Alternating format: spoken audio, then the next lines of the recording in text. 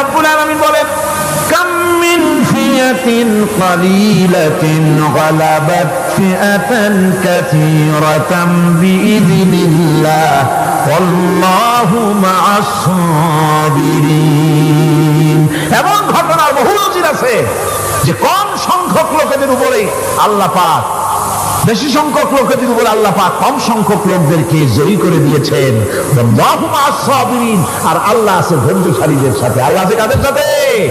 দেখেন না বদরের কামটা, বদরের ময়দান, 313 জন মুসলমান, অস্ত্রপাতি নাই, সামান্য সামান্য অস্ত্র, আর কাফেরেরা এসছে হাজারেরও বেশি।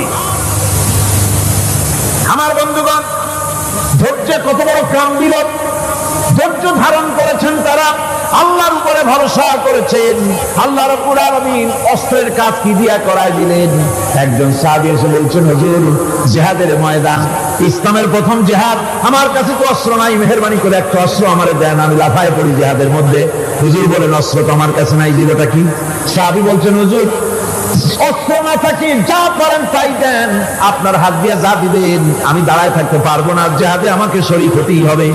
নবীজি কাছে পেলেন একখানা শুকনা খেজুরের ডালখানা পেলে সাহাবীর হাতে তুলে দিলেন। সাহাবী বলেন, রাসূলের হাতের দেওয়া শুকনা খেজুরের ডালটা নিয়ে আমি যখন কাফেরদের ভিড়ের মধ্যে ঝাঁপায় পড়ে যখন শুকনা খেজুরের ডাল দিয়ে আঘাত দিলাম, তখন ধারালো তরবারে দিয়ে আঘাত করলে যে কাম হয়, শুকনা খেজুরের ডালের আঘাতে কাফের বিখণ্ডিত হয়ে জমিনে পড়ে গেল। ইযা জাআ নাসরুল্লাহি ওয়াল ফাত ওয়া রাআইতান নাসা ইয়াদখুলুনা ফি দীনিল্লাহি আফওয়াজা فسبح بحمد ربك واستغفر إنه كان توابا। আল্লাহর পক্ষ থেকে যখন বিজয় আসবে, নবী, বিজয় যখন আসবে আল্লাহর পক্ষ থেকে, তখন আপনি দেখতে পাবেন আল্লাহর পক্ষ থেকে মদদ, বিজয় যখন আসবে দলে দলে লোক ইসলামের মধ্যে প্রবেশ করবে। এই বিজয় দেখে আপনি কি করবেন? আপনার জন্য দায়িত্ব তখন فسبح بحمد ربك واستغفر إنه كان توابا। আপনি বেশি করে ইস্তেগফার করুন, বেশি করে তাসবিহ পড়ুন। রাসূল কারীম সাল্লাল্লাহু আলাইহি ওয়াসাল্লাম এই সূরা নাযিল হওয়ার পর, ইসলামের চূড়ান্ত বিজয়ের মুহূর্তে এই সূরা যখন নাযিল হলো, রাসূল কারীম সাল্লাল্লাহু আলাইহি ওয়াসাল্লাম হাদিস শরীফে এসেছে বেশিরভাগ করতেন সুবহানাকা আল্লাহুম্মা ওয়া বিহামদিকা নাস্তাগফিরুকা ওয়া নাতুবু ইলাইক।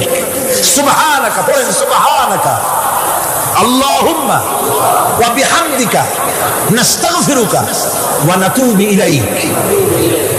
রাসূল কারীম সাল্লাল্লাহু আলাইহি ওয়াসাল্লামকে হযরত আয়েশা সিদ্দিকা রাদিয়াল্লাহু তাআলা আনহা জিজ্ঞেস করেছেন, হুজুর, আপনি এখন এই দোয়াটা এত বেশি বেশি করতেছেন কেন? হুজুর বলেছেন, এটা আমাকে পড়তে বলা হয়েছে, আমাকে ইস্তেগফার করতে বলা হয়েছে, আমাকে তাসবিহ করতে বলা হয়েছে। অর্থাৎ বিজয়ে বিনয়ী হও, স্বাধীনতা দেন আল্লাহ, টিকায় রাখার মালিকও সে আল্লাহর প্রতি রুজু হতে হবে, মাথা নত করতে হবে। ঢোল বাজায় জাতির স্বাধীনতা রক্ষা করা যাবে না। গান গে নাটক করে ভারতীয় সংস্কৃতির রঙ্গ বেহায়া নর্তকী এনে বাংলাদেশের স্বাধীনতা রক্ষা করা যাবে না। স্বাধীনতা রক্ষা করতে পারবে ইমানদার সাহসী সরকার। ইমানদার হতে হবে, সাহসী হতে হবে। স্পষ্ট করে ভারতকে জানিয়ে দিতে হবে, বাংলাদেশের বুকের উপর থেকে ট্রানজিট দেওয়া হবে না, হবে না, হবে না। আমাদের চট্টগ্রামের পোর্টকে থামুন, চট্টগ্রামের বীর চট্টলার পোর্টকে ভারতের জন্য মুক্ত হতে দেওয়া হবে না। এবছর লক্ষ লক্ষ মানুষের জীবন যেতে পারে, ভারতকে ট্রানজিট দেব না। ভারতকে ট্রানজিট দেওয়ার অর্থ হল ভারতের সেনাবাহিনীকে বাংলাদেশকে ওয়েলকাম করা, ভারতের ডেঙ্গু জ্বর, তাদের এইডস রোগ বাংলাদেশে আমদানি করা, বাংলাদেশকে ভুটান সিকিমের মতো ভারতের গোলাম বানিয়ে দেওয়া।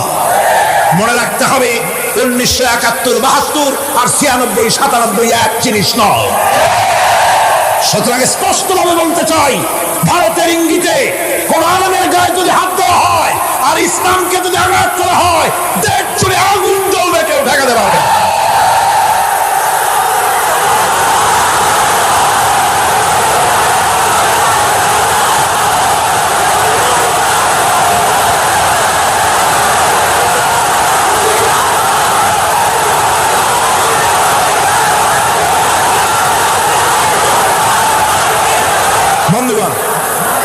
বন্ধুগণ, আমি বলতেছিলাম থামুন, গায়রিল মাগদুবি আলাইহিম ওয়ালাদ-দাল্লিন, খ্রিস্টান, ইহুদি, হিন্দু, মুশরিক কারো অনুসরণ করব না। অনুসরণ করব কয় শ্রেণী? 4 শ্রেণীর। নবীয়িন, সিদ্দিকিন, শুহাদা, সালিহিন। কোন আলহামদুলিল্লাহ। এরপর আমরা মুসলমান, কিন্তু আমাদের বিবাহ অনুষ্ঠান যখন হয়, এই বিবাহ অনুষ্ঠানগুলি আমরা কি মুসলমানদের মতো করি? জবাব চাই, করি? আপনারা যে হলুদ অনুষ্ঠান করেন, শরীয়তের কোন জায়গায় আছে? এই হলুদ অনুষ্ঠান হিন্দুদের কাছ থেকে আমদানি হয়েছে। একটা হলুদ অনুষ্ঠানে যা খরচ হয় তা দিয়ে 6টা বিয়ে করানো যায়। সুতরাং আজ থেকে তওবা করুন, আমরা আর হলুদ অনুষ্ঠান করব না। রাজি আছেন? রাজি আছেন? বিবাহের নামে অপসংস্কৃতির জায়গা আমরা করে দিতে পারি না। যৌতুক যেমন হারাম, গত মাহফিলে বলেছি, মনে আছে না? মনে আছে কিনা? যৌতুক যেমন হারাম। যৌতুক কি আপনারা নেবেন নাকি? মেয়েওয়ালাদের উপরে চাপ সৃষ্টি করবেন না, জায়েজ নাই। মেয়েওয়ালারা যদি ইচ্ছে করে কিছু দেয়, নিবেন। আমি তো আশা করেছিলাম যে সংসদ নেত্রী, প্রধানমন্ত্রী মহিলা, বিরোধী দলীয় নেত্রী মহিলা, সুতরাং মহিলাদের উপরে তাদের দরদের খাতিরেই তারা যৌতুক বিল উত্থাপন করবেন, কিন্তু তারা করেন নাই। তাদের উচিত ছিল যৌতুককে ঝাঁঝা মেরে বঙ্গোপসাগরে ফেলে দেওয়া, ওরা তা করেন নাই। কিন্তু আমি ইনশাআল্লাহ সংসদের যৌতুক বিল জমা দেব ইনশাআল্লাহ। আমি একা অথবা আমরা 3 জন যাই হই, সংসদে আমি কখনো একাকিত্ব ফিল করি না, কারণ আল্লাহ রাব্বুল আলামিন আমার সাথে আছেন। এই যৌতুক বিরোধী বিল উত্থাপন করে যৌতুক বন্ধ করতে হবে। 2 নম্বরের কথা হচ্ছে, মেয়েওয়ালারা তারাও আবার একটা খারাপ কাজ শুরু করেছেন, সেটা হলো বেশি পরিমাণের মহারানা চাপায় দেওয়া। মহারানা এটা শরীয়ত করে ভাগ্যে থেকে দেয় নাই। ছেলেপক্ষ যদ্দূর দিতে পারে সেইটা মেয়েওয়ালাদের আন্দাজ থাকা উচিত। অহেতুক যৌতুক, অহেতুক মহারানা চাপায় দিবেন না। এটা একটি ট্র্যাডিশন হয়েছে। 5,55,515 টাকা 1 পয়সা, বাজে কাজ।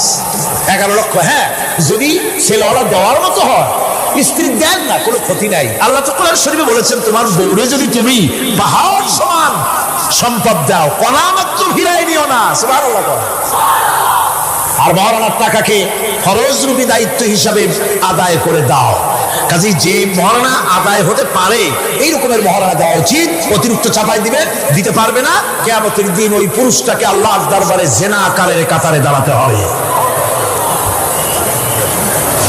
আমাদের বিবাহ সম্পর্কে কথাটা বললাম, মনে রাখবেন, যৌতুক দিবেন না, আর অতিরিক্ত মহারানার বোঝাও চাপাই দিবেন না। তবে যা দিতে পারে সেই রকমই আপনারা দিবেন। এরপরে আর একটা জিনিস আমাদের দেশে চালু আছে, যা হিন্দু খ্রিস্টানদের সঙ্গে মিলে যায়, তা হচ্ছে কোন সম্মানিত লোক মারা গেল, তার জন্য নীরব হয়ে দাঁড়ায় থাকা। আমাদের পার্লামেন্টের একজন সদস্য মারা গেলেন, সংসদে প্রস্তাব উঠল 1 মিনিট নীরব হয়ে দাঁড়ায় থাকা। আমি বললাম, স্পিকার সাহেব, 1 মিনিট দাঁড়ায় থাকলে যদি সওয়াব হয়, তো 1 মিনিট কেন, আসুন আমরা 25 মিনিট খাড়াই থাকি। আর যদি কোনো সওয়াবই না হয়, তাহলে এই প্রহসন কেন? আমরা তো আমাদের মা বাপের কবরের কাছে গিয়া কোনোদিন ভূতের মতো খাড়াই থাকি না, সেখানে তো অবশ্যই আমরা দোয়া দুরূদ করি, ঠিক কিনা? বললাম, স্পিকার সাহেব, আমার মাহফিল যদি হতো তা আমি বলতাম সূরা ফাতিহা পড়েন, ইখলাস পড়েন, দরুদ শরীফ পড়েন। এটা আপনার মাহফিল, এটার গার্ডিয়ান আপনি, এটার অভিভাবক আপনি। আপনি সকলকে বলেন সূরা ফাতিহা, সূরা ইখলাস পড়তে। মাননীয় সম্মানিত স্পিকার সাথে সাথে বললেন সকলকে, আপনারা ফাতিহা পড়েন, ইখলাস পড়েন, দরুদ শরীফ পড়েন। আলহামদুলিল্লাহ, বললাম আলহামদুলিল্লাহ।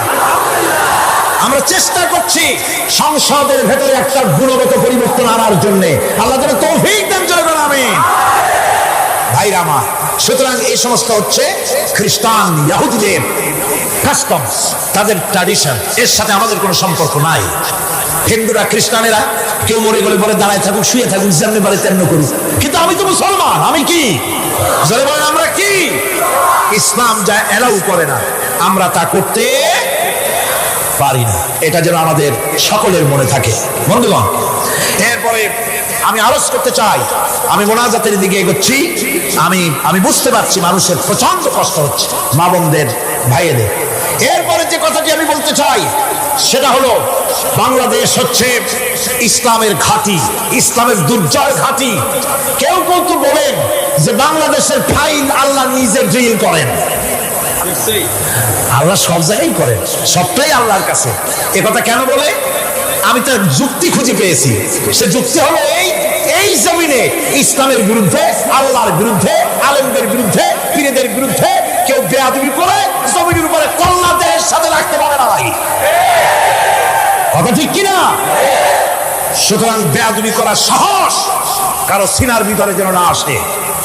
আমাদের এই দেশে আল্লাহর দ্বীন কায়েম করতে হবে। জমিন আল্লাহ। আমি জিজ্ঞেস করতে চাই, এই লক্ষ লক্ষ জনতার কাছে জমিন কার? আমি খুশি হইতে পারলাম না। আপনারা আল্লাহর নামটা কি জোরে নিছিলেন? গায়ে যত শক্তি আছে ওই শক্তি দিয়ে আল্লাহর নামটা নিছিলেন? যদি না নিয়ে থাকেন, সপ্ত শক্তি নিয়ে আপনারা বলেন জমিন কার। আরো জোরে বলতে হবে জমিন কার, আকাশ কার, বাতাস কার, এ মানব গোষ্ঠী কার, আইন চলবে কার? সুতরাং আল্লাহর আইনের উল্টা ধর্মনিরপেক্ষতাবাদ, জাতীয়তাবাদ, পুঁজিবাদ, সমাজতন্ত্র মানি না, মানি না, মানি না।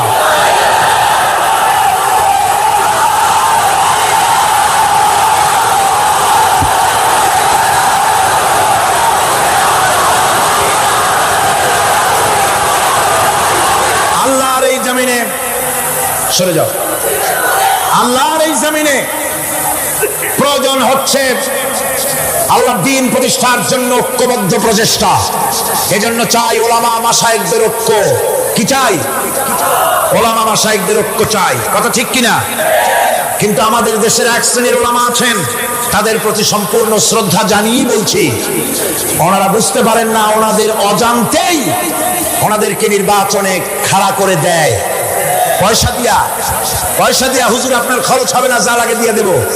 আপনার মতো লোক যদি নির্বাচন না করে, আপনি যদি পার্লামেন্টে না যান, তো পার্লামেন্ট দিয়ে হবে কি? ওই হুজুর বোঝেন না যে আমি পার্লামেন্টে যাই করবোটা কি? ওখানে যাই করি কাজ, জানলার দরজা কয়টা গুলিয়ে দিতে পারবে না। ওনার জামানত বাজেয়াপ্ত হবে, উনি তা নিজেও জানেন। তারপরে ইসলামী আন্দোলনের একটা লোক যদি ফেল করানো যায়, সেজন্যই সম্পূর্ণ ইখলাসের সাথে উনি দাঁড়ায় যায়। আর এজন্যে পার্শ্ববর্তী দেশ থেকে কিছু লোক আসেন, তারা এসে এদেশের মুসলমান এবং ওলামাদের মধ্যে অনৈক্য ঘটায় যান। তারা যত বড় আলেম হোক আর পীর নামের হোক, আমি তাদেরকে সাবধান হতে বলি, আপনার রাজনীতি আপনার দেশে করুন। আমাদের রাসূলের নাম লাগাইয়া বাংলাদেশের রাজনীতিতে নাক গলাবেন না।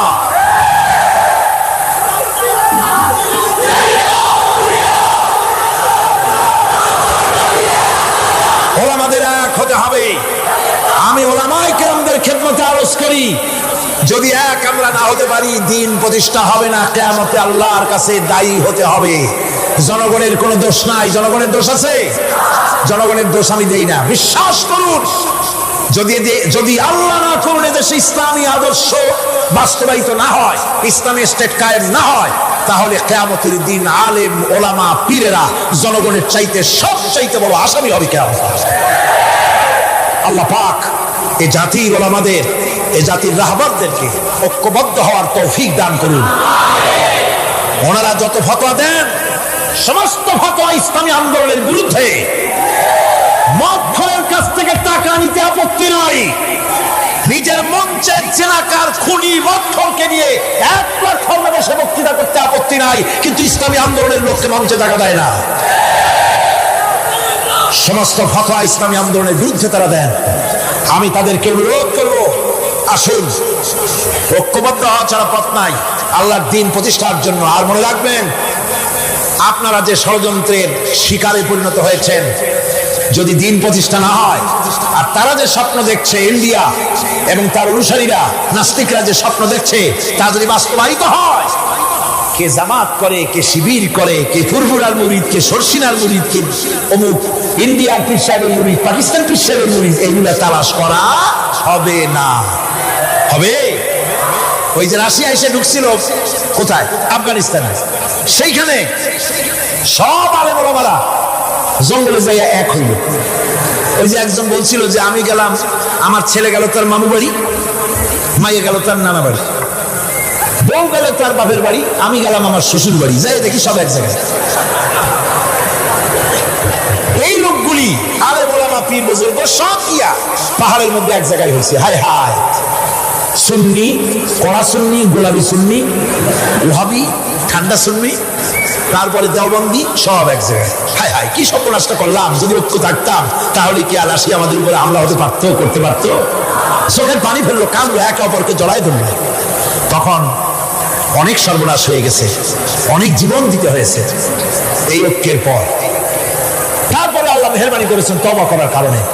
কিন্তু আমাদের দেশে অনৈক্যের কারণে, আল্লাহ না করুন যদি এখানে ইসলামের দুশমন যারা, আজ তো তারা রেডিওতে বসে আছে, আজ তো তারা টিভিতে বসে আছে, আজ তো তারা নাটক তৈরি করে, আজ তারা সিনেমা তৈরি করে। গুলিস্তান কে হার শাখ पर उल्लू बैठे हैं, फिर अंजाम गुलिस्तान क्या होगा। ফুল বাগিচার ডালে ডালে হুতুম বেচারা বসে আছে, এ ফুল বাগানের অবস্থা কি হবে? নাস্তিক, মুরতাদ, বেঈমান সব এগুলিকে দখল করে আল্লাহ দিনকে বুলন্দ দেখাবার প্রচেষ্টা চালাচ্ছে। যদি তাদের স্বপ্ন কামিয়াব হয়, তাহলে মনে রাখবেন ওই কাবলির মতো, যে কাবলি এসে দেখছিল যে বাঙালি ছেলে, বাংলাদেশি ছেলে সে জাম খেতেছে, জিজ্ঞেস করছে তুম সব क्या खाया करते हो? বলছে हम सब जाम खाया करते हैं। काबली बोलছে हम खा सकते हैं? तो क्यों नहीं, जरूर तशरीफ लाइए दरख्त पर और मजे से खाइए। আসেন গাছে ওঠেন, জমের খাওয়া খান। কাবলি উঠছে, এখন উত্তর বোঝে না যে কোনটা ভালো লাগবে, কাঁচা পাকা যা পায় তাই খায়, মুখ কেসে কষে ভরিয়া কয় তো মজা লাগে না, মজা লাগবে কোনটা, কেমনে কি তোমরা খাও কেমনে? ছেলে বলতেছে দেখো কালা কালা যেগুলি আছে ওইগুলো খাও, এগুলি হলো মজা। সে তখন কালো কালো খাচ্ছে, ওই কালো জামের উপরে বসা ছিল কালো ভ্রমর। আপনারা কি বলেন? ভ্রমর। এই ভ্রমর বসা আছে জামের উপর। কাবলি তো আর বোঝে টোঝে নাই, ভোমরা সুদ্ধা ধরছে, কাবলির হাতের মধ্যে ভ্রমর পড়ছে। এখন কাবলির হাত তো বোঝেন সাগর কলার মতো আঙ্গুল, ওর ভিতরে ভ্রমর পড়ে ভোঁ ভোঁ করছে। কাবলি বলছে ভোঁ করো ভাঁ করো छोड़ेगा नहीं, काले काले जितने पाएंगे सब खा छोड़ेंगे। কালো পাইনি হয়েছে। সুতরাং ইসলাম বিরোধীরা যদি সুযোগ পেয়ে যায়, দেওবন্দি মাদ্রাসায় কে পাশ করেছো, পটিয়াকে, হাটহাজারীকে, ফুরফুরাকে, সরসিনাকে, দেওবন্দিকে, আলিয়াকে দেখা হবে না, পাইকারি দলে দাড়ি টুপি ধরে ধরে হত্যা করা হবে।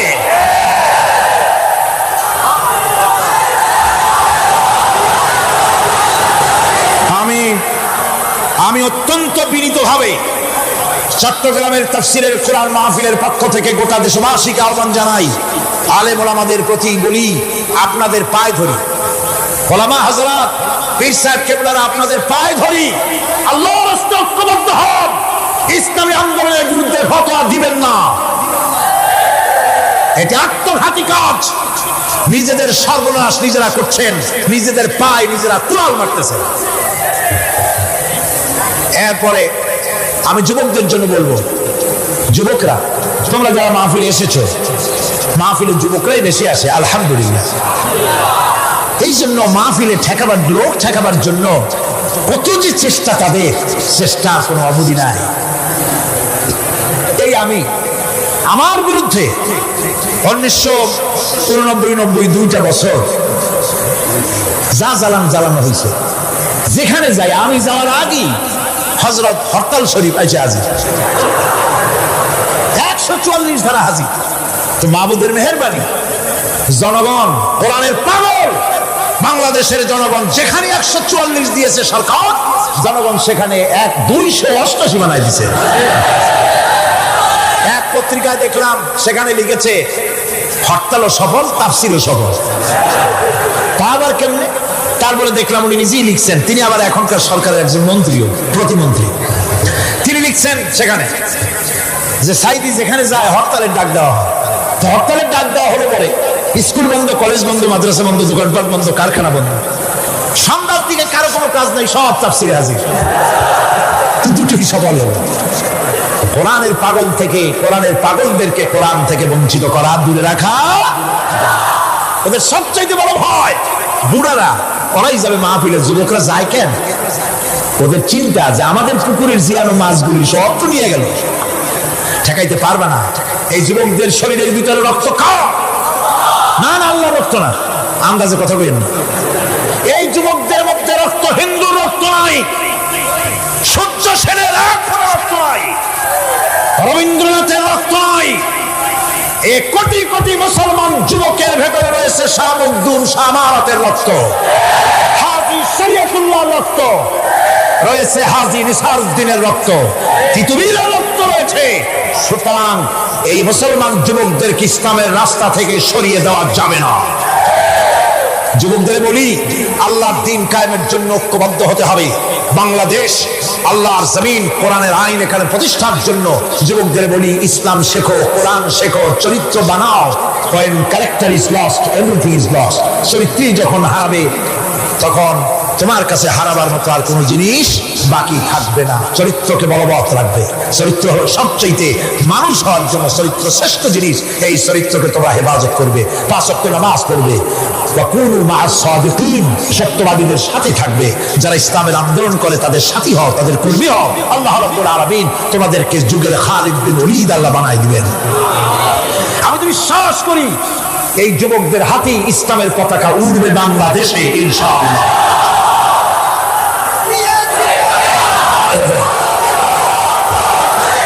এই যুবকদের কথাই আল্লাহ পাকের নবী বলেছেন।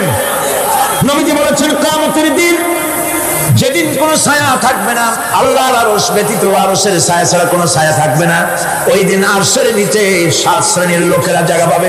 ওর ভিতরে হবে 1 শ্রেণী হবে ওয়াশাবুন নাশা ফি ইবাদাতিল্লাহ, ওইসব যুবক যারা রাত কাটিয়েছে আল্লাহর ইবাদত করে, চোখের পানি ফেলেছে, তাদের জন্য জান্নাত যুবকদের জন্য। আমি আগেও বলেছি, বুড়োরা কেউ ভেস্তে যাবে না, চিন্তা করে কোনো লাভ নাই।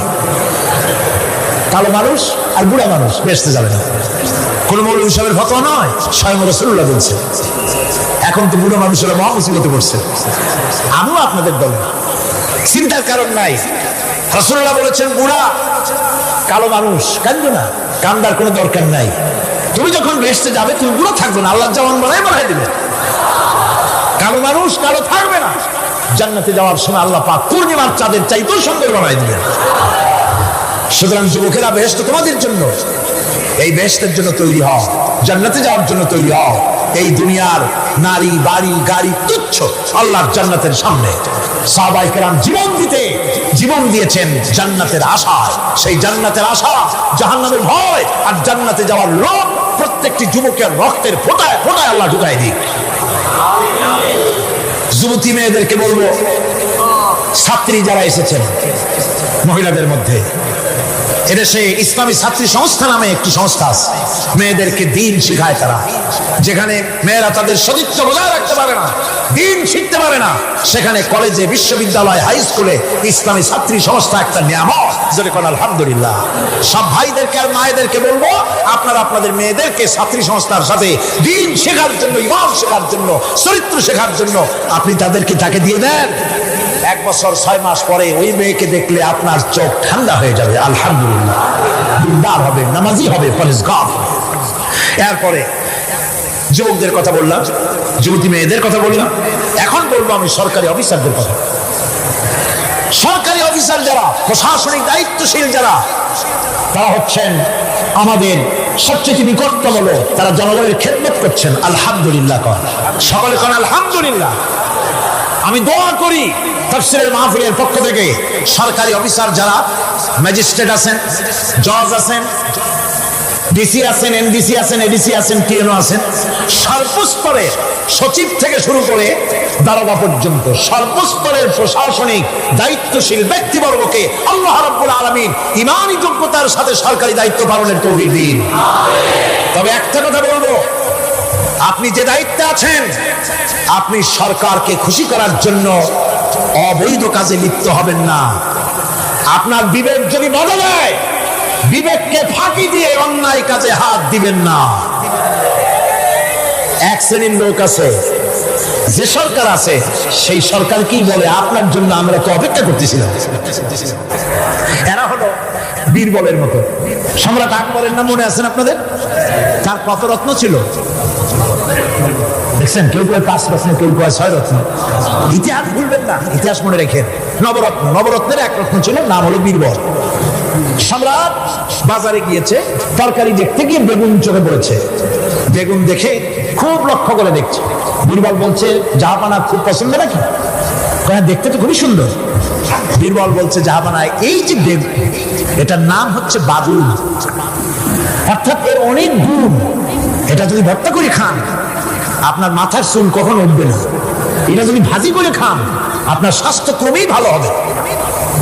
এটা যদি আপনি তরকারি মাছের সাথে মিলায় খান আপনার রাজত্ব আরো দীর্ঘায়ু হবে। এই রকমের অনেক ফজিলত বয়ান করল।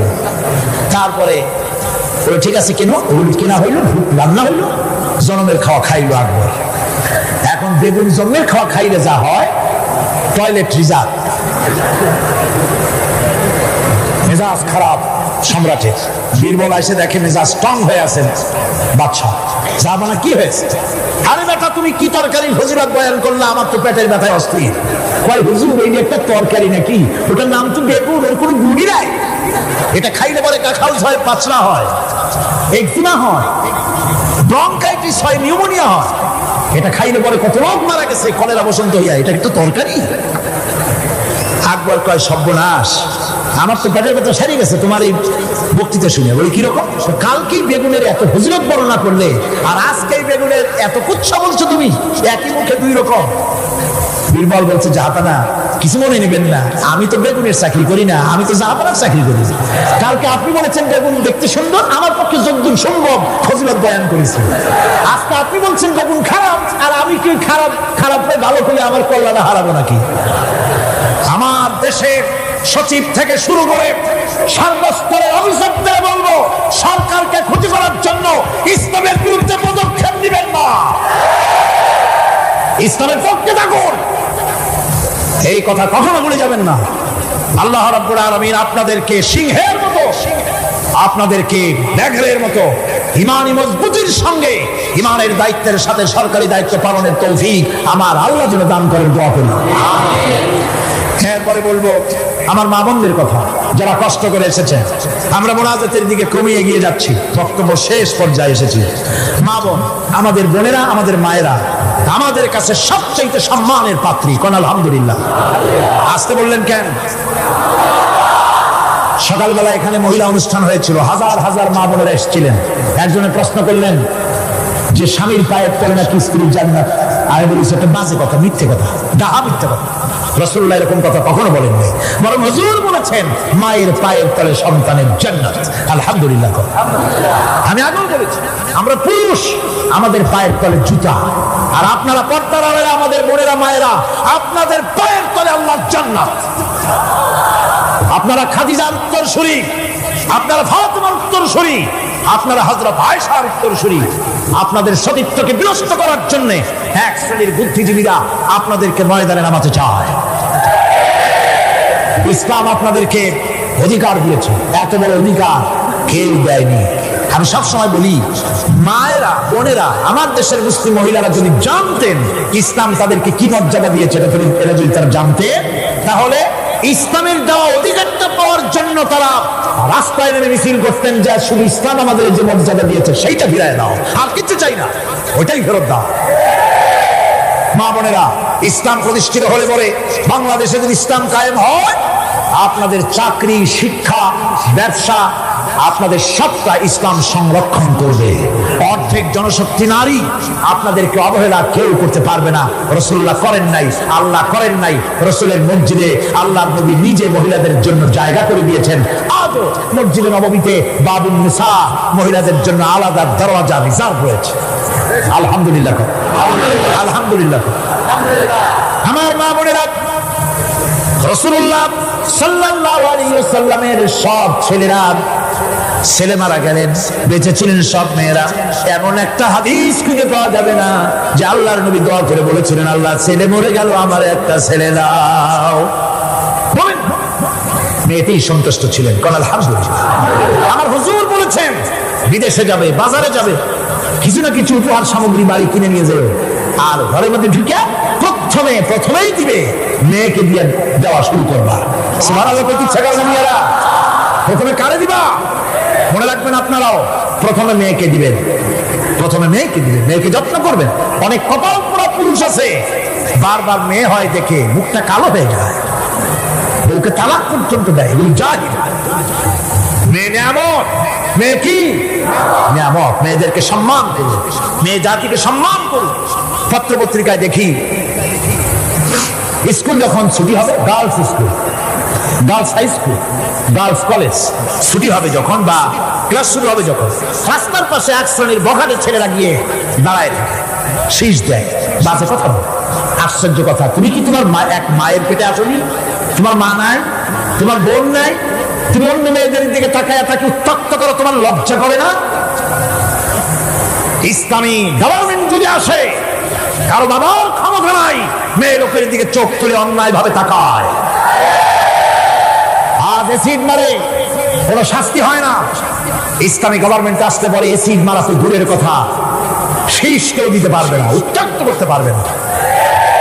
মা বোনেরা, আপনাদের অস্তিত্বের জন্য, আপনাদের সতীত্বের জন্য, আপনাদের অধিকার প্রতিষ্ঠার জন্য ইসলামের চাইতে গ্যারান্টি আর কোথাও নাই। সবটা গ্যারান্টি কোথায় আছে?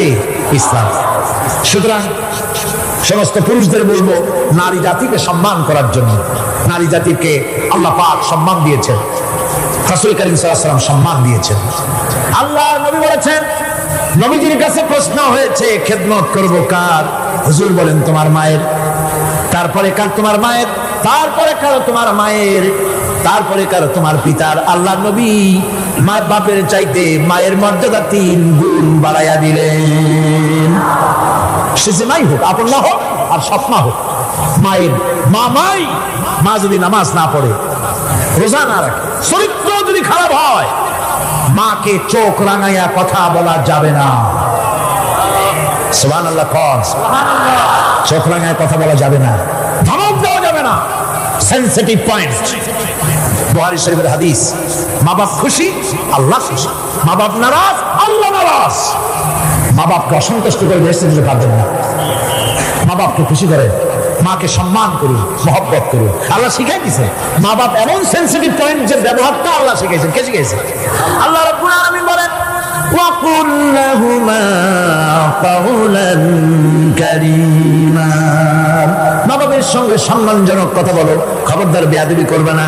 আর মা বাপের জন্য, তাদের জন্য আমি আল্লাহ রাব্বুল আলামিনের কাছে দোয়া করো, রব্বিরহামহুমা কামা রাব্বায়ানি সাগীরা। পড়েন সবাই, রব্বিরহামহুমা কামা রাব্বায়ানি সাগীরা। আল্লাহ রাব্বুল আলামিন শিখাই দিলেন বান্দারে, তোর মা বাপের জন্য আমার কাছে দোয়া কর, আয় আল্লাহ আমার মা বাপ যেমন ছোট্টবেলায় আমাকে স্নেহের কোলে লালন পালন করেছে, মাবুদ গো আমার মা বাপকে তোমার রহমতের কোলে লালন পালন করো। আল্লাহ শিখাই দিচ্ছে। হাদিস শরীফে এসেছে, হুজুর বসে আছেন মসজিদে নববীতে, সাহাবায়ে কেরাম বসে আছেন। এক বৃদ্ধা মহিলা প্রবেশ করেছেন মসজিদে, হুজুর তাকে দেখে দাঁড়ায় গেলেন। মহিলা আসার পর নবীজি নিজের গায়ের চাদর বিছিয়ে দিলেন। মহিলা চলে যাওয়ার পর সাহাবায়ে কেরাম জিজ্ঞেস করলেন, হুজুর একজন সাধারণ মেয়ে লোকের জন্য হুজুর নিজের চাদর বিছাইলেন, বুঝলাম না ফজিলত কি, চিনলাম না মেয়ে লোকটাকে। হুজুর বলেন, সাহাবীরা চাদর তো ভালো, হক তো আদায় করতে পারি নাই, চিনতে পারো নাই, তোমরা বুঝতে পারো নাই। আমি দুনিয়া আসার পর আমার মায়ের দুধ আমার কিসমতে তেমন হয় নাই, আমি আমার মায়ের যত্ন তেমন পাই নাই, স্নেহ আদর তেমন পাই নাই। যার বুকের দুধ খাইয়া, যার কোলে কাঁখে চড়ে আমি বড় হয়েছি, তিনি আমার সেই দুধ মা হযরতে হালিমাতুস সাদিয়া। বন্ধুরা, মা যদি বেঁচে থাকে, রাত্রে বাড়ি গিয়ে পায়ে ধরুন, বলেন মা অন্যায় করেছি, জীবনে বহু বেয়াদবি করেছি, আমার মাফ করে দাও। বিশ্বাস করুন, মা বাপের যদি খেদমত করেন, মা বাপ যদি রাজি থাকে, রিস্কে, খাদ্যে, টাকায়, ইজ্জতে জীবনে নষ্ট হবে না। মা বাপের খেদমত করুন, মা বাপকে ভালোবাসুন, শ্রদ্ধা করুন। আমার মায়ের, আমার বোনের, আপনারা যারা আসছেন, আপনারা আমাদের সম্মানের পাত্রী। ইসলাম আপনাদের কত অধিকার দিয়েছে প্রতি বছর বলেছি, আজ আর লম্বা কথা বলতে চাই না, শুধু বলি পর্দায় থাকুন, পর্দায় থাকুন, আপনার সম্মান আপনি রক্ষা করুন। পর্দায় চলাফেরা করুন, সন্তানদেরকে মানুষ করুন, তাদেরকে ইসলামের রাস্তায় চালান।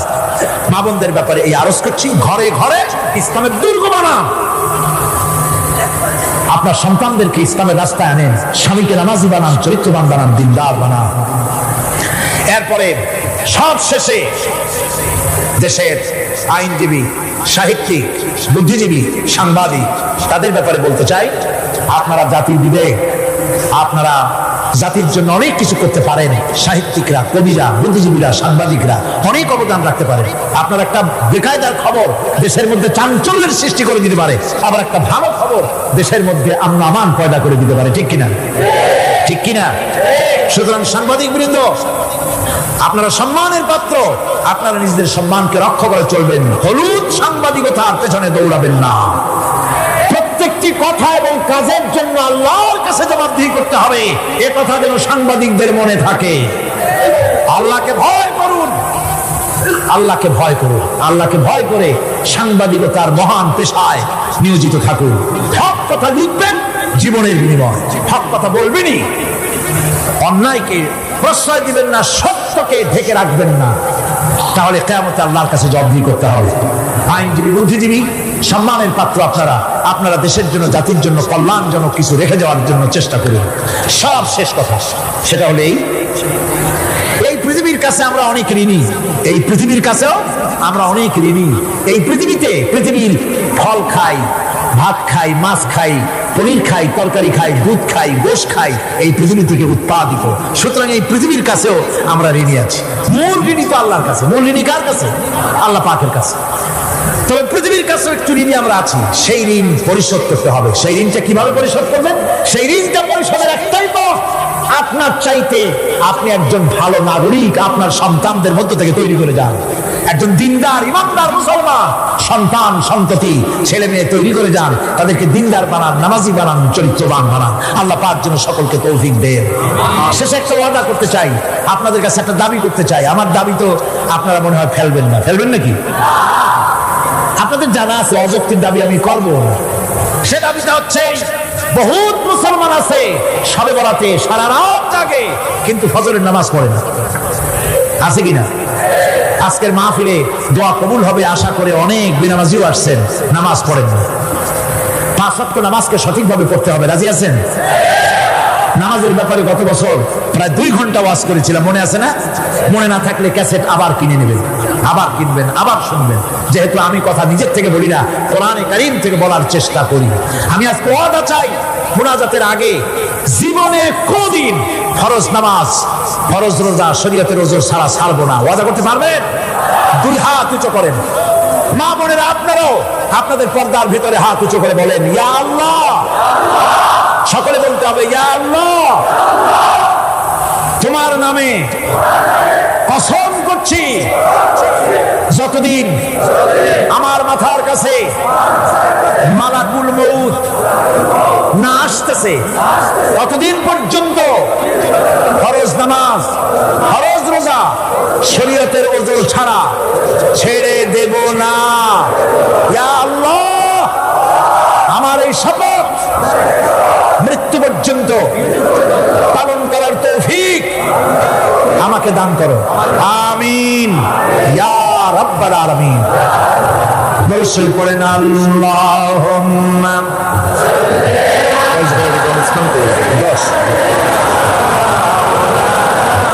আপনি বলে দিন। জি জি জি, ঠিক আছে। আপনি মাইকের সামনে উঠিয়ে আসেন, আপনি আমার ভালো। ভাইরা দাঁড়াবেন না, দাঁড়াবেন না। দাঁড়িয়ে আপনি কি দেখবেন? আল্লাহ পাক চট্টগ্রামের এই ময়দান, আশেপাশের গাছ, বাড়ি, গাছপালা, রাস্তাঘাট সব করে দিয়েছেন আল্লাহ তার গোলামদের দিয়ে। আলহামদুলিল্লাহ। দাঁড়াবেন না, বসেন, কথা শোনেন, আদব রক্ষা করেন, কাজে লাগবে, কাজে লাগবে। আজকে এই মঞ্চে 10 জন ইসলাম কবুল করার জন্য হাজির হয়ে গেছেন।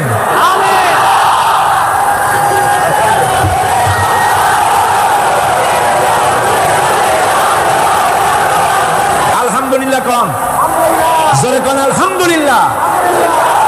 এবারে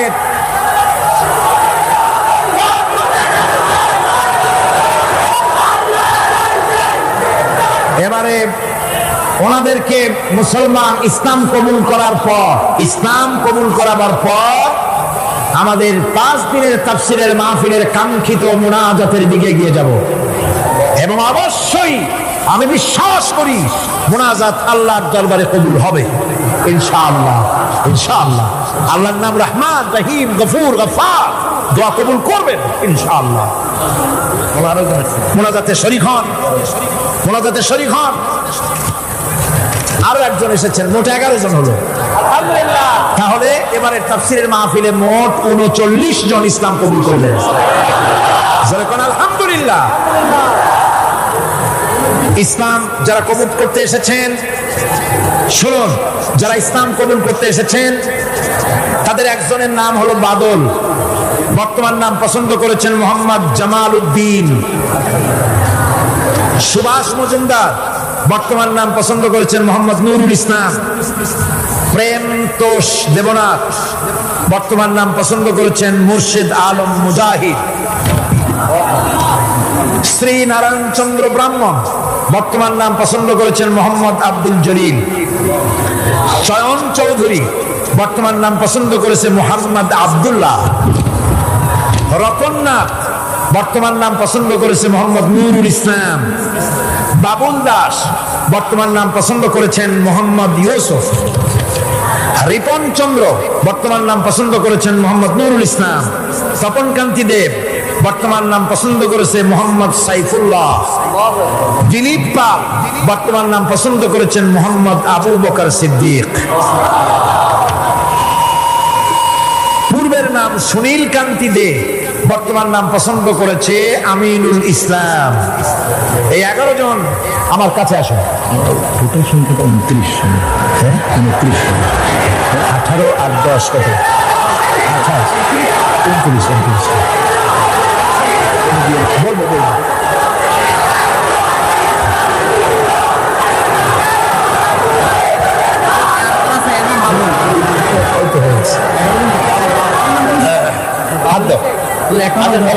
একটু সব আসছে। হ্যাঁ, এটা উঁচু করে দাও মাইকটা। মাইকে দিয়ে আমার হাত তো সকলে হাত দেন, সবাই হাত দেন। আমার হাত দেখতে আরো দুজন আসছে। কয়জন হলো?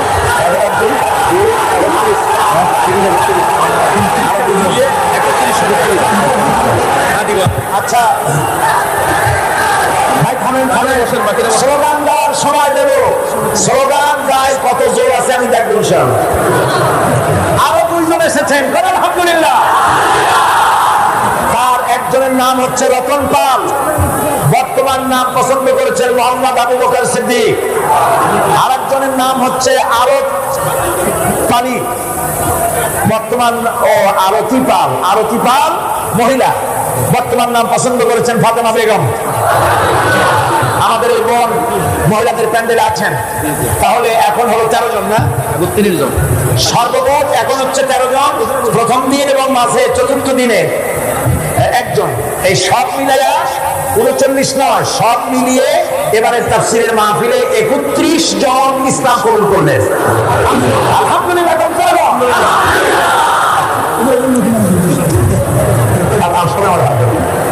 বিসমিল্লাহির রহমানির রহিম। লা ইলাহা ইল্লাল্লাহু মুহাম্মাদুর রাসূলুল্লাহ। আল্লাহ ছাড়া কোনো ইলাহ নাই, মাবুদ নাই, তিনি এক মুহাম্মদ সাল্লাল্লাহু আলাইহি ওয়াসাল্লাম আল্লাহর প্রেরিত রাসূল। আশহাদু আন্না লা ইলাহা ইল্লাল্লাহু ওয়াহদাহু লা শারীকা লাহু ওয়া আশহাদু আন্না মুহাম্মাদান আবদুহু ওয়া রাসূলুহু। আমি সাক্ষ্য দিচ্ছি আল্লাহ ছাড়া কোনো ইলাহ নাই, মাবুদ নাই, উপাস্য নাই। তিনি এক, তিনি একক, তিনি নিরঙ্কুশ, তার কোনো অংশীদার নাই। আমি আরো সাক্ষ্য দিচ্ছি, মুহাম্মদ সাল্লাল্লাহু আলাইহি ওয়াসাল্লাম আল্লাহর প্রেরিত রাসূল এবং তার বান্দা। সকলকে বলো আসসালামু আলাইকুম। জোরে জোরে সবাই দাও, সবাই দাও। এই নতুন মুসলমান মুসলিম বৃন্দ আপনাদের সকলকে বলেছে আসসালামু আলাইকুম। আপনারা প্রাণ ভরে সালামের জবাব দেন। নতুন মুসলমানদের উদ্দেশ্যে আমার বক্তব্য হচ্ছে, মুসলমান হওয়াটাই শেষ কথা নয়। সবচেয়ে বড় কথা 5 ওয়াক্ত নামাজকে শিখতে হবে, 5 ওয়াক্ত নামাজ সঠিকভাবে আদায় করতে হবে, ইসলামকে জানতে হবে, বুঝতে হবে, ইসলামী আইন কানুন বিধান মতো চলতে হবে। তাহলে ইসলাম গ্রহণ করার সার্থকতা বজায় থাকবে। মনে থাকবে এগুলি। আমি এখন আমাদের এই মাহফিলের ভিতরে দুগ্ধপোষ্য বা মাসুম বেগুনা শিশুরা ছাড়া আমাদের মধ্যে আমরা সবাই গুণেরা। এই মঞ্চে কেবলমাত্র আমার পাশে যারা দাঁড়িয়েছেন এই 13 জন লোক, রাসূলুল্লাহ বলেছেন যদি কোনো ইসলাম কবুল করতে এসে কেউ যদি কালেমা লা ইলাহা ইল্লাল্লাহ মুহাম্মাদুর রাসূলুল্লাহ পড়ে, তার জীবনের সমস্ত পিছনের গুনাহগুলি আল্লাহ পাক মাফ করে দেন। আমার কাছে এই 13 ব্যক্তি এখন মাসুম বেগুনা নিষ্পাপ। আমি এই লক্ষ লক্ষ মুসলিম জনতার পক্ষ থেকে এই নিষ্পাপ লোকগুলিকে আমার বুকের সাথে জড়িয়ে ধরছি। আমি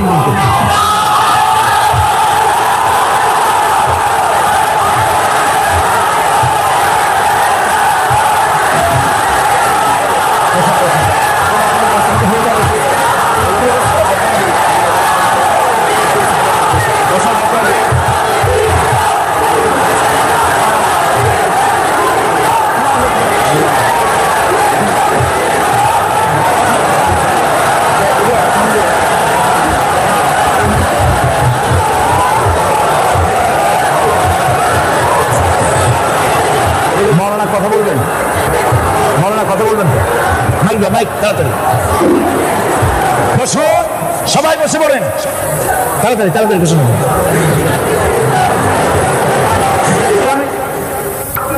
আরেকজন বলি বলবো না, বলবো না, আমার কি বলবো, মৌলানা আব্দুল কাইয়ুম সাহেব মিরাজতলায় বাড়ি, আমার মামু লাগে। তিনি আলেম ফাদের কামের স্বপ্ন কাজটা পান এবং এরপর দীর্ঘদিন মার্কেটিং করেছেন। এরপরে তো তাকে আমরা সুযোগ দিয়েছেন।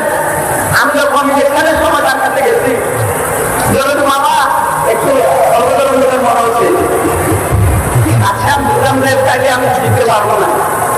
প্রদর্শন করে বলতো যে লাহোরের থেকে তো আরো আসতেছে, আরে আমি তো সব আলোকিত হয়ে গেছে, বাংলাদেশের আলোকিত হয়ে গেছে।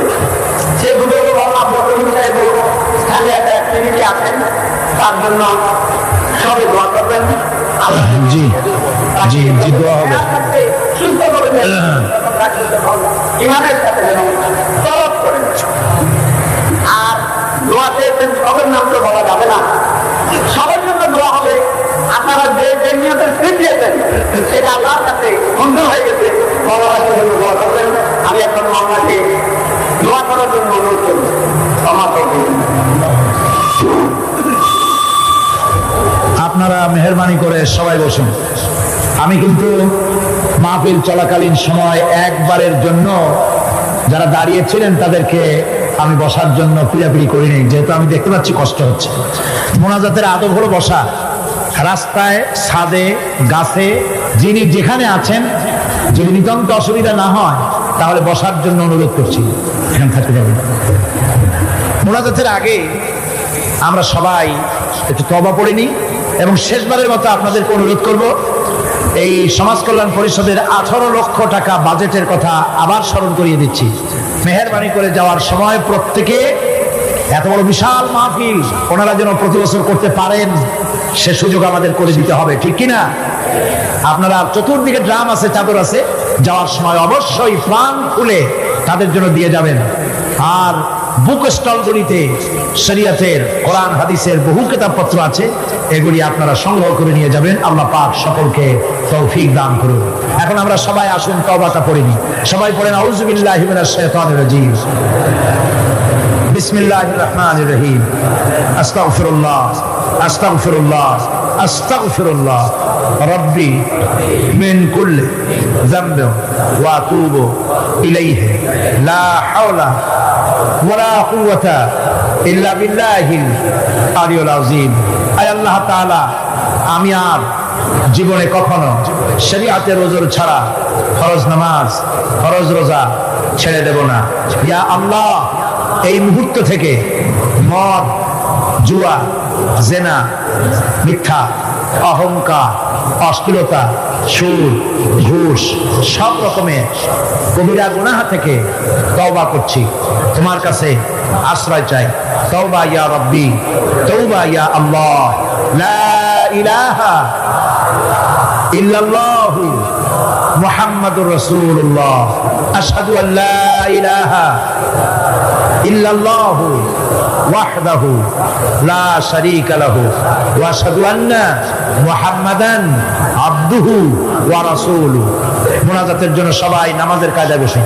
তাশাহুদের অবস্থায় যেভাবে মানুষ বসে সেইভাবে করে বসুন। কিবলামুখী হয়ে বসুন, মাথা নিচু করে, চক্ষু বন্ধ করে। মুনিবের দরবারে এই লক্ষ লক্ষ গোলামেরা আল্লাহ পাকের শাহী দরবারে এখন আমরা হাত তুলব, মনটাকে নরম করে, মাথাটাকে নিচু করে, চক্ষু বন্ধ করে মহান আল্লাহ পাকের দরবারে দাঁড়ানো ভাইরা বসে মুনাজাতে শরীক হই। আল্লাহুম্মা আমিন। রব্বানা ظلمنا أنفسنا وإن لم تغفر لنا وترحمنا لنكونن من الخاسرين.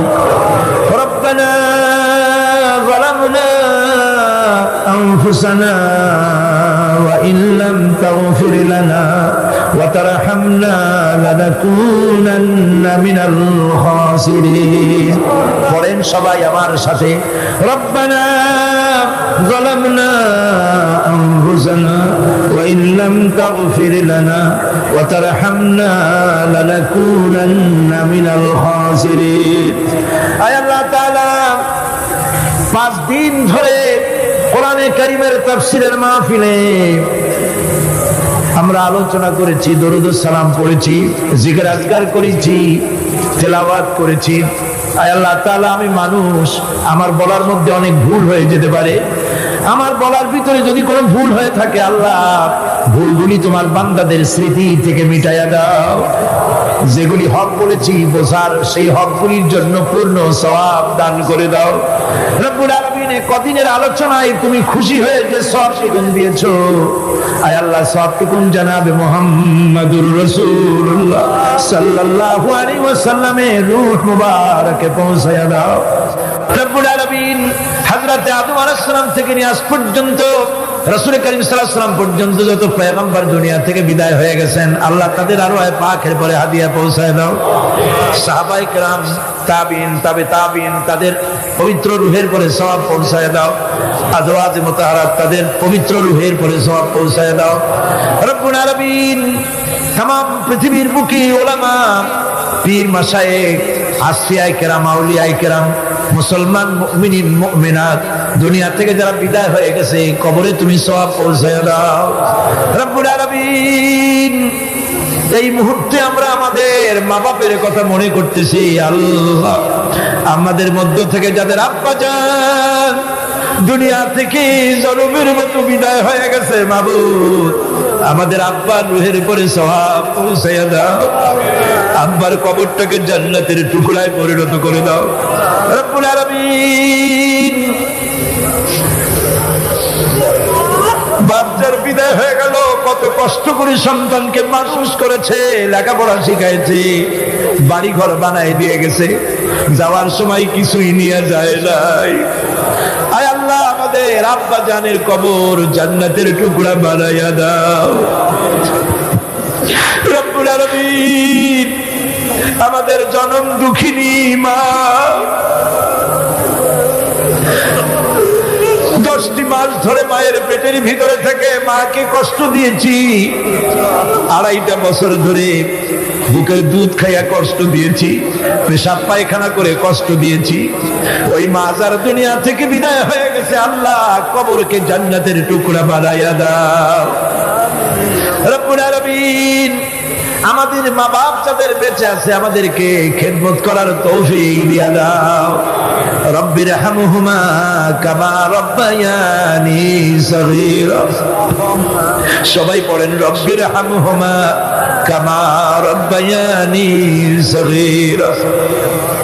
আয় আল্লাহ রাব্বুল আলামিন, আমাদের দাদা দাদি নানা নানি শ্বশুর শাশুড়ি আত্মীয় স্বজন যা মারা গেছে কবরগুলিকে জান্নাতের টুকরায় পরিণত করে দাও। আল্লাহ এবার আমরা তোমার দরবার বিনীতভাবে ফরিয়াদ জানাই, আমরা সবাই গুনাহগার, গুনাহগার শর্মেসার। এমন কোন গুনাহ নাই যা কম বেশি আমরা করি নাই। মাবুদ গো, তোমার দরবারে হাত তুলে কথা বলতে শরম করে, এত গুনাহ করেছি, লজ্জায় মাথাটা নিচু হয়ে যায়। জীবনে যত গুনাহ আমরা করেছি মাবুদ, দয়া করে আমাদের জিন্দেগির গুনাহ খাতা মাফ করে দাও। আয় আল্লাহ তাআলা, এ মাহফিলের ভিতরে জিনাকার থাকতে পারে, খুনি থাকতে পারে, বেনামাজি থাকতে পারে, লক্ষ লক্ষ মানুষ। আয় আল্লাহ, খারাপ মানুষ যেমন আছে ভালো মানুষ নিশ্চয়ই আছে। রব্বুল আলামিন, এই মাহফিলে যত ভালো আলেম, পীর বুজুর্গ, ভালো ভালো মানুষ, তোমার পছন্দিদা বান্দা যারা এখানে বান্দা বান্দি এসেছেন, ওই ভালো ভালো বান্দা বান্দিদের সাথে আমাদের মতো খারাপ মানুষগুলিকেও কবুল করে দাও। আয় আল্লাহ, আমাদের গুনার দিকে নজর করো না, আমাদের গুনার দিকে তুমি তাকাইও না, আমাদের চোখের দিকে তাকাও মাবুদ, আমাদের চোখের দিকে তাকাও, আমাদের মুখের কাকুতি মিনতিটা দেখো। রব্বুল আলামিন, আমাদের মুখের কাকুতি মিনতি আর আমাদের চোখের পানির দিকে তাকাইয়া আল্লাহ আমাদেরকে মাফ করে দাও। রব্বুল আলামিন, এইভাবে করে যদি মায়ের কাছে দাঁড়ায়া মা মা বলে যদি কান্দা, এমন নিষ্ঠুর মা নাই যে কোলে না নিয়ে পারে। রব্বুল আলামিন, মা বাবার চাইতে লক্ষ গুণে মায়া তোমার বেশি। আল্লাহ আমাদেরকে তোমার রহমতের কোলে উঠাইয়া দাও। আল্লাহ তাআলা রব্বুল আলামিন, 5 দিন ধরে তাফসীরের মাহফিল, কোথায় বাগেরহাট থেকে, বরগুনা থেকে, বরিশাল থেকে, দিনাজপুর থেকে, কোথায় ইন্ডিয়া বার্মা থেকে মানুষেরা বড় আশা নিয়ে আসছে দোয়া কবুল হবে। আল্লাহ, তুমি কাউকে খালি ফিরাইয়া দিও না বাবু। রব্বুল আলামিন, 5 দিন ধরে চট্টগ্রামটা বেহেশতের মতো ছিল, আগামীকালে বার তো খা খা করতে থাকবে, কিছু থাকবে না। কি আশা করে আসছে লোকেরা আল্লাহ, এই মাহফিলে আমার মতো গুনাহগার তো আর নাই বাবু। আমার গুনার স্বভাবে কেউ যেন মাহরুম হয়ে না যায়, সকলে মাফ করে দাও বাবু। কুষ্টিয়ার এক বাস ভর্তি লোক তাফসিরে আসতেছিল, তাফসিরের কাছাকাছি এসে বাস অ্যাক্সিডেন্ট করে 2 জন মরে গেল। ওই 2 ভাইকে তুমি শাহাদাতের দরজা নসিব করে দাও, ওদের মাকে তুমি সান্ত্বনা দাও। আল্লাহ, মা বোনেরা কত কষ্ট করে আসছে, কি ভিড়, বাড়ি যাইতে কষ্ট হবে তারপরেও আশা করে আসছে। আল্লাহ, যত মা বোনেরা এসেছে মা বোনদের গুনাহ মাফ করো, পর্দায় থাকার তৌফিক দাও, নিঃসন্তানীকে সন্তান দাও, স্বামী স্ত্রীর মধ্যে মনোমালিন্য থাকলে ভালোবাসা কায়েম করে দাও, রুজিতে বরকত দাও, আমাদের মা বোনগুলিকে খাদিজা ফাতেমা আয়েশার মতো বানায় দাও, তাদের সাথে হাসর নসিব করে দাও। রব্বুল আলামিন, আয় আল্লাহ তাআলা, এই মাহফিলে আমরা হাজির হয়েছি, তুমি একটু দয়া করে আমাদের দিকে তাকাও, তোমার আরশ থেকে মেহেরবানি করে আমাদের এই মাঠের দিকে তাকাও। তুমি একটু তাকাই দেখো তোমার গোলামেরা কেমনে কাঁদতেছে, একটু দেখো। তাইরা কান্দো, কান্দো, এটাই তো কান্দার সময়। কোরআনে করিম সামনে, কান্দার সময় কান্দো। ছেলে মরেছে কেঁদেছেন, টাকা হারাইছে কেঁদেছেন, ঈমান নষ্ট করেছেন, কাঁদবেন না, কাঁদবেন আল্লাহর কাছে।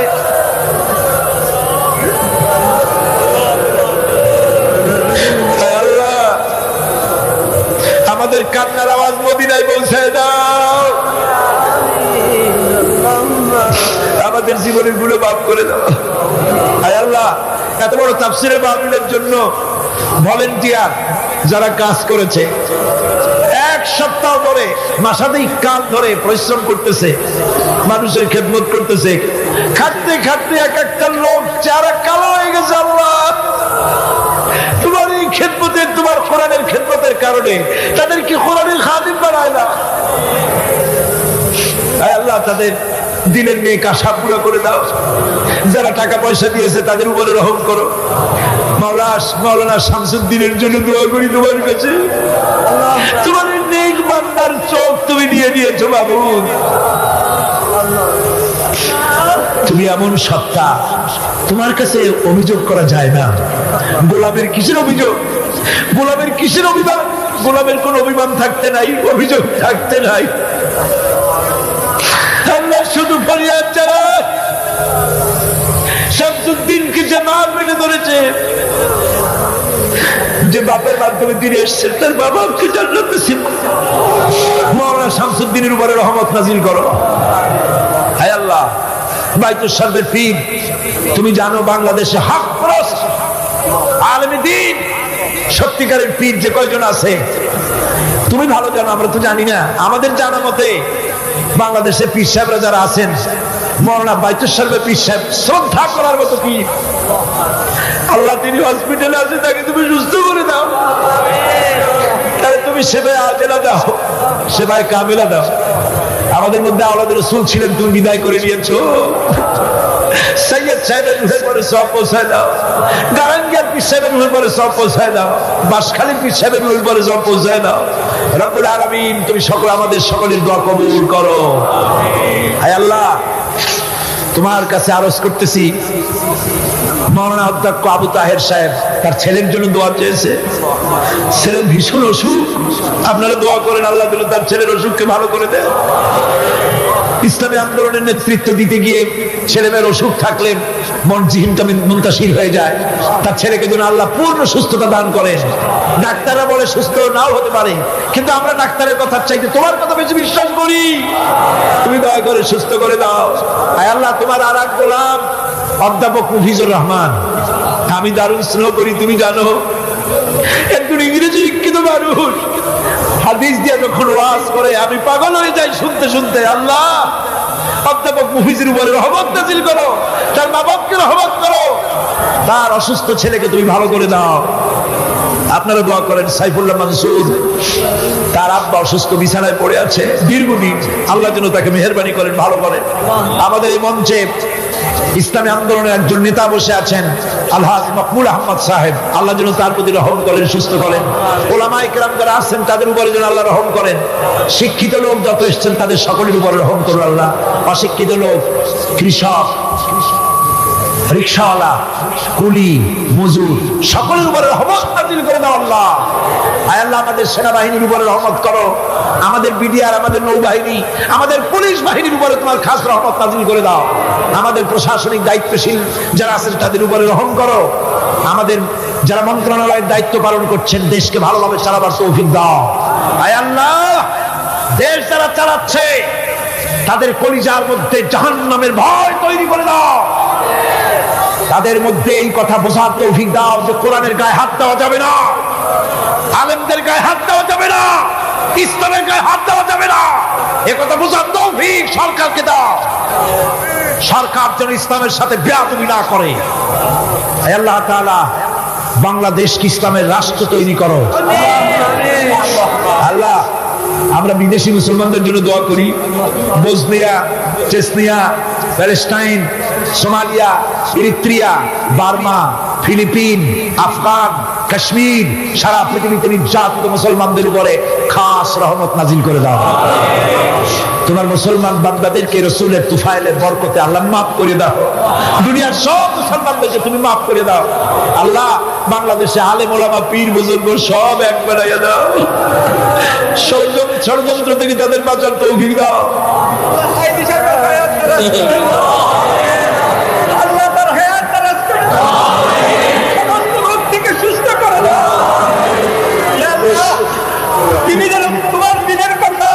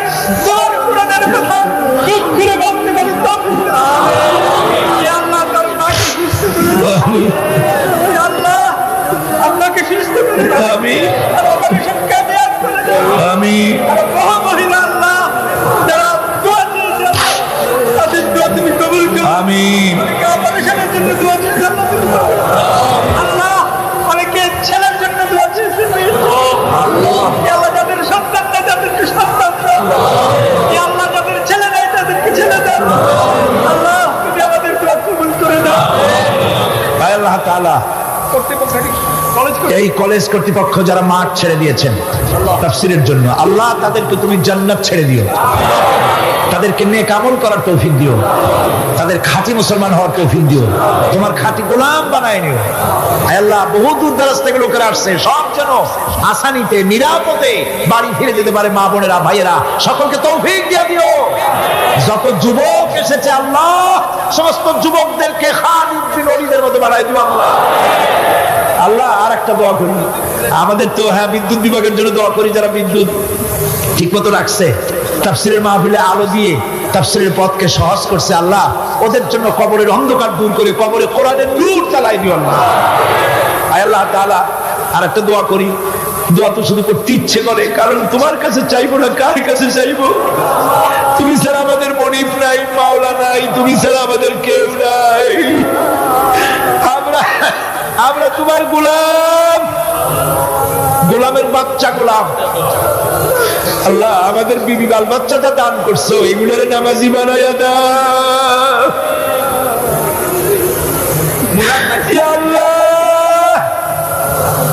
আমাদেরকে কিয়ামতে বেনামাজি ছেলেমেয়ের বাপ হিসাবে কিয়ামতে উঠাইও না আল্লাহ।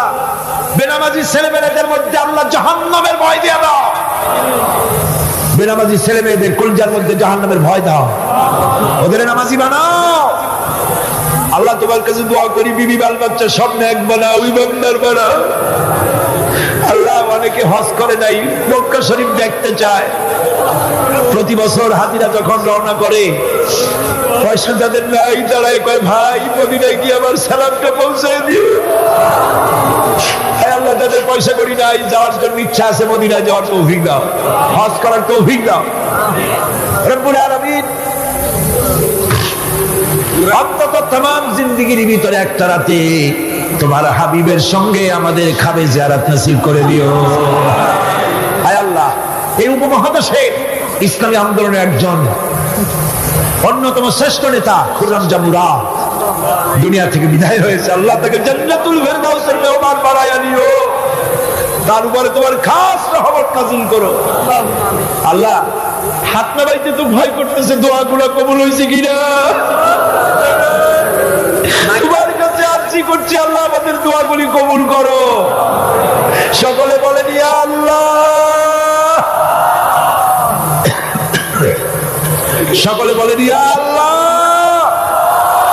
হাত দুটো আকাশের দিকে তুলে দেন, বলেন ইয়া আল্লাহ, ইয়া রহমান, ইয়া রহিম, ইয়া হাইয়ু, ইয়া কাইয়ুম। ইয়া আল্লাহ, আল্লাহ তুমি মাঠের দিকে তাকায় দেখো, বান্দারা কেমনে হাত উঠাইছে আল্লাহ। এতগুলো মানুষকে তুমি কি ফিরাই দিতে পারো? পারোই না, তুমি তো গফফার, তুমি তো গফুর আল্লাহ। তুমি মানুষের হাত পেয়ে দিও না বাবু, আমাদের জন্য জাহান্নামের আগুন হারাম করে দাও বাবু, তোমার বেহেশত আমাদের জন্য ওয়াজিব বানিয়ে দাও। আমাদের এই বাংলাদেশে আল্লাহ আমরা আশা করেছি বাংলাদেশটায় কোরআনের শাসন হোক। এই দৃশ্যটা একটা বারের জন্য আমাদের চোখে দেখার তৌফিক দিয়া দাও। হায় আল্লাহ, হায় আল্লাহ, আমরা যা চাইতে পারলাম না অথচ আমাদের জন্য দরকার, সেটা তুমি আমাদেরকে দিয়ে দিও, সেটা আমাদের দিয়ে দিও। সমস্ত খারাপ কাজ থেকে আমাদেরকে ফিরায় রেখো রব্বুল আলামিন। এই সমাজ কল্যাণ পরিষদের সমস্ত খেদমত কবুল করো, তাদের স্কুল, তাদের কলেজ, তাদের মাদ্রাসা, তাদের ভোকেশনাল ইনস্টিটিউট, তাদের বিশ্ববিদ্যালয় কবুল করো, দারুলের ফানকে কবুল করো আল্লাহ, তুমি দয়া করে কবুল করো আল্লাহ। আপনারা, আমি আপনাদের খাদেম, আপনাদের ছোট্ট এক ভাই, আমি একটু দোয়া চাই। সেই দোয়াটা হইল আমার জীবনের বড় স্বপ্ন বাংলাদেশ ইসলামী রাষ্ট্র। এই স্বপ্নটা যেন আমি আমার বাস্তব চোখে দেখতে পারি, এটা হলো 1 নম্বর স্বপ্ন। 2 নম্বরের জীবনের সর্বশেষ আশা, সব চাইতে বড় আশা, আপনারা সাক্ষী থাকুন। আয় আল্লাহ, আমার জীবনের বড় আশা, আমার শহীদি মওত দিও আয় আল্লাহ। জান্নাতে যাওয়ার হাদিস অনুযায়ী এটাই সহজ পথ। কারণ যে আমল করি এর দ্বারা জান্নাত পাওয়ার আশা করা কষ্ট। শহীদি বহুত দিও বাবু। ইসলামী আন্দোলন যারা করে কলেজে বিশ্ববিদ্যালয়, আয় আল্লাহ তাদেরকে তুমি হেফাজত করো, তাদের প্রতি রহম করো। ইসলামী আন্দোলনের সাথে যারা জড়িত মাবুদ, তারা পুরুষ হোক ছাত্র হোক যে শ্রেণীর লোক হোক, ইসলামী আন্দোলনের সাথে যারা জড়িত তাদের জান মালকে তুমি কুদরতি পর্দা দিয়ে হেফাজত করো। اللهم نور قلوبنا بنور القرآن وزين أخلاقنا بزينة القرآن ونجنا من النار بالقرآن وأدخلنا في الجنة بالقرآن. اللهم اجعل القرآن لنا في الدنيا قرينا ومن القبر مونسا وعلى الصراط نورا وفي الجنة رفيقا. اللهم زدنا ولا تنقصنا. اللهم أكرم